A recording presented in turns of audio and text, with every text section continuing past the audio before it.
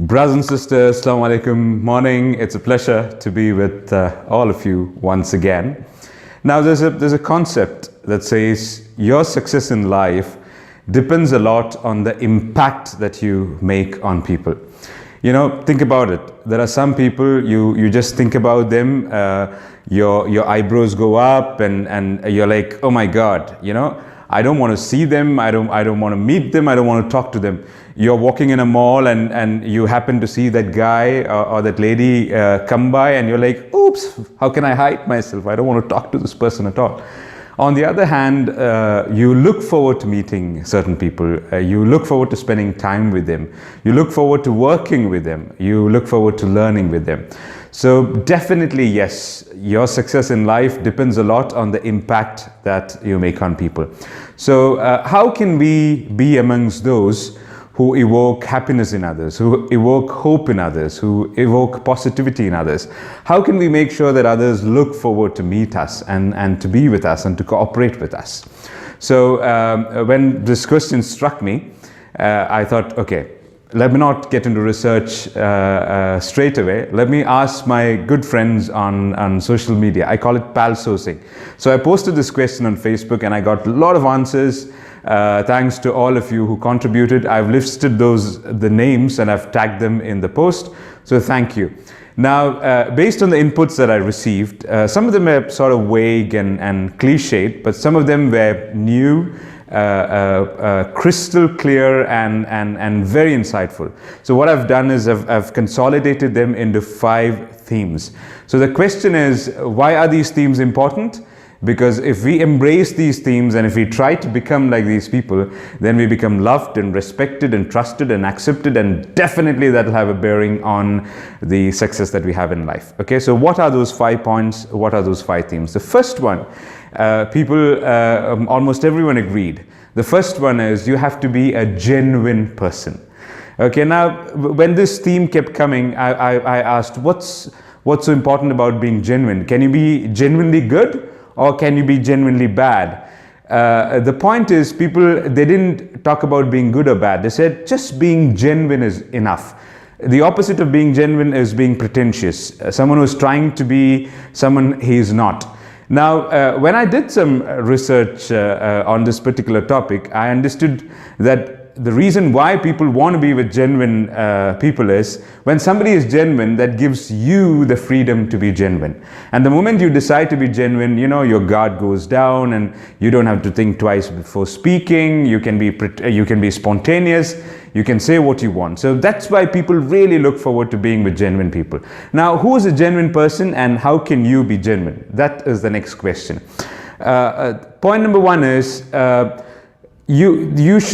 if you're a person who's trying too hard, okay, because there's something in us which enables us to spot a fake from a mile away, you know. When you shift from being genuine to being fake, people can sense it immediately and that puts them off. So a genuine person is someone who's not trying too hard. Okay, I'll give you examples. You walk into a house and you're trying too hard to impress the other person, so you start complimenting, and sometimes these compliments sound very shallow. Okay, so or someone who's trying too hard to prove that he is a person of significance. You know, I have done this, I've gone there, I have this qualification, I know so and so. The moment you cross that line, you lose the quality of being genuine. The other is someone who is trying hard to fit in, you know, because he knows he has come into a new group and he's trying hard to fit in. He says, hey, how are you? And then, you know, trying to ask a lot of probing questions, trying to get attached to the group too quickly.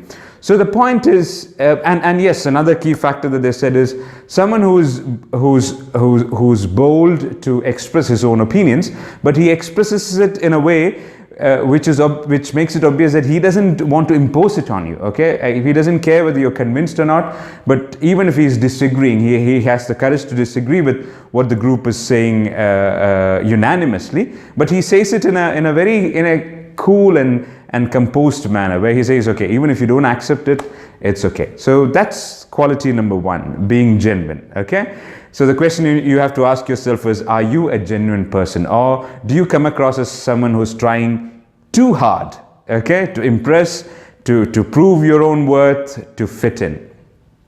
The second point, plain and simple, is someone who's optimistic and someone who's positive.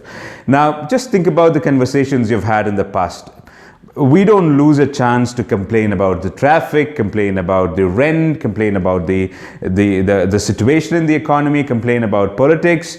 So yes, sometimes these points make interesting conversation, but when you indulge in these kind of topics, you're bringing the overall positivity in the room down. So let's say you're in an outing, you're in a family get together, you're together for maybe 2 hours or 3 hours. So refrain from getting into negative talk. So I'm not saying go beyond being a realistic person. It's not. Definitely, it's not about rainbows and sunshine and candies all the time. Okay, so you don't have to be over optimistic. Be realistic, but then don't get into a complaining mode. So keep monitoring what you speak. Okay, and try to be as positive as much as possible. The third point is I found it extremely important. You have to be light, not heavy. And I asked them, I said, what do you mean when you said light, not heavy? There are people who take themselves too seriously. When you take yourself too seriously and, you're somebody who knows everything, you're somebody who cannot make any mistakes, you're someone who will never say sorry because, it's always the other party who's at fault. You put a very heavy persona. You wear a mask of being someone too important. And trust me, guys, if you're not ready to laugh at yourself, please understand that there'll be others who are ready to laugh at you. Okay? So someone who's light, someone who's got a good sense of humor, someone who jokes but who never victimizes someone else. You find people in parties, they pick on someone and they make sure that they're ridiculed and they made the butt of all jokes. Well, this is not the case. Someone who's ready to laugh even at himself, even if the joke is on him.